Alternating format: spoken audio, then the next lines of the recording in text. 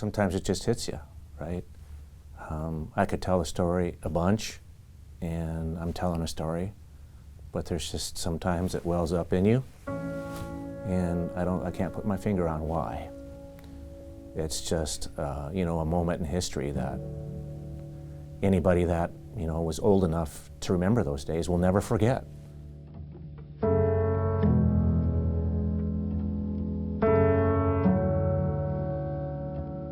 I grew up in a small town in North Dakota, and small, and that was my first trip to New York City.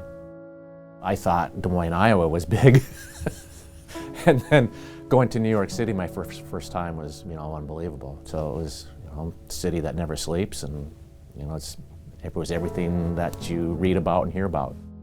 Well, the day before, 7 of us decided that we were going to go see the Statue of Liberty. You go to New York, you got to go do some of the touristy things. And visiting the Statue of Liberty was not on our program for this particular event, so some of us decided we were going to break off and just go do it. And so the morning of the 11th, we got up. We were staying in Midtown, and the best way to travel in New York is to get on the subway. So we got on the subway and headed downtown. Came out of the subway, and I remember coming out and I could see this stream of smoke. It was being carried by the wind. Looked like it was smoke off of a chimney. And I could see papers swirling in the smoke and that kind of stuff. And I remember thinking, oh, what the heck happened? Where's all that smoke coming from? We were probably there for a couple minutes, and we heard the second plane before we actually saw it. It's huge noise, huge, it was loud, and kind of came and flew over the tops of our left-hand shoulders. And what we saw, the vantage is we saw the plane fly into the building and just disappeared into a cloud of dust and smoke. And I finally come to my senses and think, what are you doing standing here? We're, being attacked by terrorists. I don't know where the next plane is going to land or the bomb is going to go off. I need to get out of here and, get to safety, wherever safety might be. And so I got separated from the other 6 people.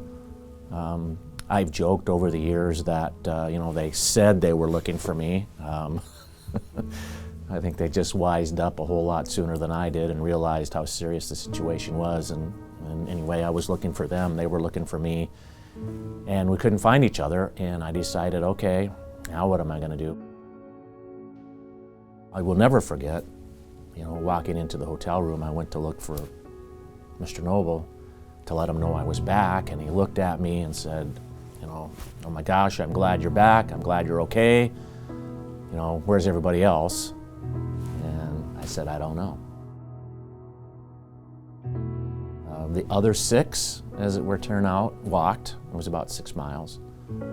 They showed up, I don't know how long it was, but it's quite a walk, 6 miles in New York City. I'm not sure how to get there. It's the evening of September 11th, and we all wanted to go home. Our agents wanted to go home, we wanted to go home. How were we going to do that? Obviously, we weren't going to fly because the airports were shut down. We couldn't rent cars for everybody. You couldn't really charter a bus for everybody, so we knew somebody who knew somebody, and there was a Chevy dealership in Tarrytown, New York, which was just south of the city. And we called them up, and you got any vans? Yeah, well, we'll take 3.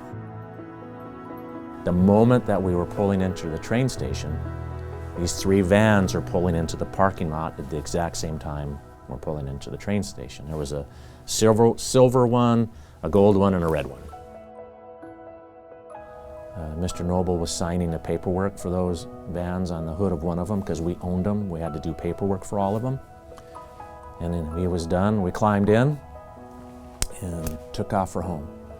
And the vans were full, and I-80 goes from New York City all the way to San Francisco and cuts right through Des Moines, Iowa to get to San Francisco. So we made stops in every state between New York City and Iowa to drop off producers.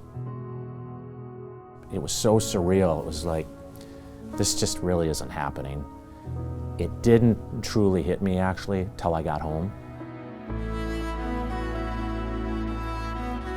I tell this story, and sometimes I think maybe I should quit telling the story, because 20 years is a long time to tell the story. But sometimes I'm afraid that, you know, I'll be telling the story and there was somebody that was actually directly affected. Maybe they had a coworker that was killed in the attack, or a family member, or somebody that they knew. And that has happened. And every time it happens, they come up to me after the fact and say, "Thanks for telling the story."